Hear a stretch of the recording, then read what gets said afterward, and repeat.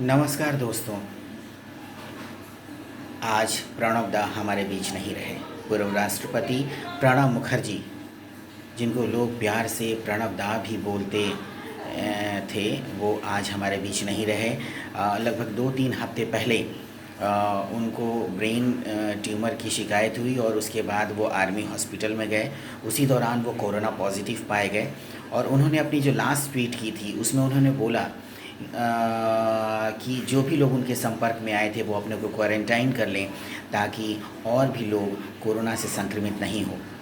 Corona positive होने के बावजूद भी उनका ब्रेन ट्यूमर का ऑपरेशन हुआ और तब से वो आईसीयू में भर्ती थे। जीवन का सबसे कठिन संघर्ष वो लड़ रहे थे, लेकिन आज वो मौत के आगे हार गए। आज वो हमारे बीच नहीं हैं।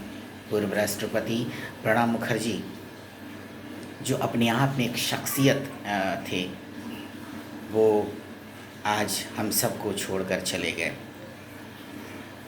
प्रणब मुखर्जी जब आईसीयू में भर्ती थे तो एक दो बार अफवाह भी फैली कि उनका देहांत हो गया और उस पर ट्विटर और सोशल मीडिया पर पूरी हलचल मची। और फिर उनके बेटे अभिजीत मुखर्जी और बेटी शर्मिष्ठा मुखर्जी ने सफाई दी कि नहीं, ऐसा कुछ नहीं है। और उसके बाद बीच बीच में ये भी खबर आती रही आर्मी हॉस्पिटल के बुलेटिन में कि उनकी स्थिति में सुधार है, वो स्टेबल हैं। लेकिन आज 2-3 दिनों से उनकी अचानक तबीयत काफ़ी बिगड़ी और वो हम सब के बीच से चले गए। प्रणब दा अपने आप में एक शख्सियत। प्रणब दा एक ऐसी शख्सियत जिसको विपक्षी पार्टी भी काफ़ी आदर से देखती थी। भले वो कांग्रेस के एक कार्यरत सदस्य थे, लेकिन उनका आदर दूसरे दल के भी लोग करते थे। उनकी बड़ी इज्जत होती थी। प्रणब मुखर्जी, मैं आपको बता दूं कि पश्चिम बंगाल के रहने वाले थे और उन्होंने हिस्ट्री और लॉ में कलकत्ता यूनिवर्सिटी से ग्रेजुएशन किया। वो एक टीचर थे, लॉयर भी थे, जर्नलिस्ट भी थे। और बाद में प्रणब मुखर्जी को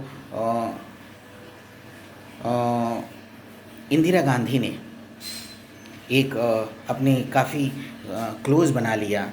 ये उनकी प्रतिभा थी जिसके चलते इंदिरा गांधी हर अहम फैसले में प्रणब मुखर्जी को अपने साथ रखती थी।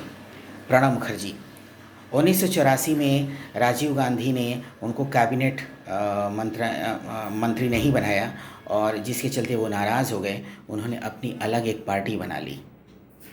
लेकिन 1991-92 में पीवी नरसिम्हा राव की जब सरकार आई, उन्होंने डिप्टी प्लानिंग चेयरमैन बनाया उनको और उसके बाद से वो फिर से कांग्रेस में वापस आ गए। 1982 में जब इंदिरा गांधी ने उनको फाइनेंस मिनिस्टर बनाया था तो वो मनमोहन सिंह को वो रिज़र्व बैंक ऑफ इंडिया का गवर्नर बनाए थे। यानी कांग्रेस में और एक्टिव पॉलिटिक्स में अगर एक तरीके से कहा जाए मनमोहन सिंह को लाने का श्रेय अगर हम देते हैं तो वो है प्रणब मुखर्जी का।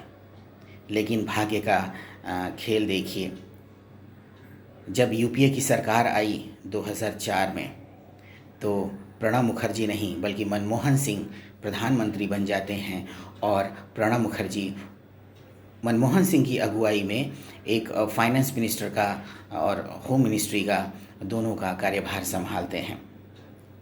प्रणब मुखर्जी राष्ट्रपति चुनाव जब हुआ 70% वोट्स लेकर के जब वो आए थे, अपने आप में अद्भुत था एक राष्ट्रपति के चुनाव के लिए। और जब वो राष्ट्रपति थे उसी समय नरेंद्र मोदी भी प्रधानमंत्री बने और राष्ट्रपति की एक ऐसी शख्सियत प्रधानमंत्री मोदी जा कर के उनके पैर छूते हैं। भारतीय जनता पार्टी की सरकार भले ही विपक्षी पार्टी, लेकिन प्रणब मुखर्जी को उन्होंने भारत रत्न की उपाधि से सम्मानित किया। लेकिन प्रणब मुखर्जी भी बड़े प्रखर नेता थे, बड़े सुलझे हुए मानसिकता के व्यक्ति थे। वो सीमाओं में बंद कर नहीं रहना चाहते थे। अगर जो उन्हें सही लगता था वो करते थे और गलती को गलती वो समझते थे।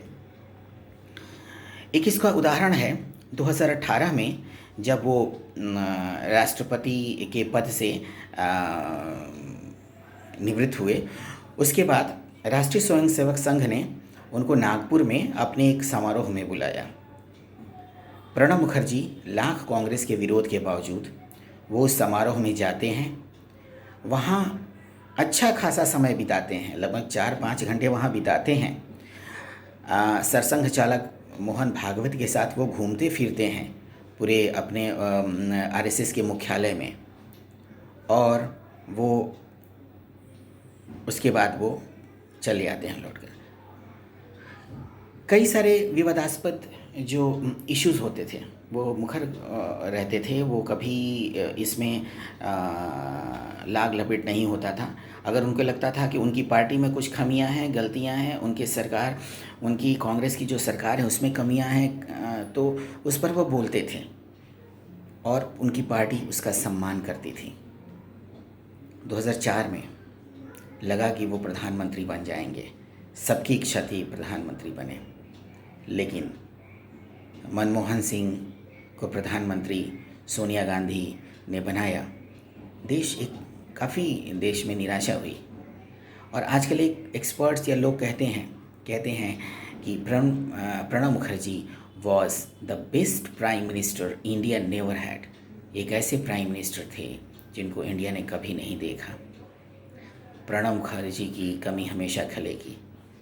हमेशा वो हमारे देश को एक दिशा देते थे। एक अध्याय हमारे देश में एक खत्म हो गया आज। भगवान आपकी आत्मा को शांति दे। प्रणवदा। धन्यवाद।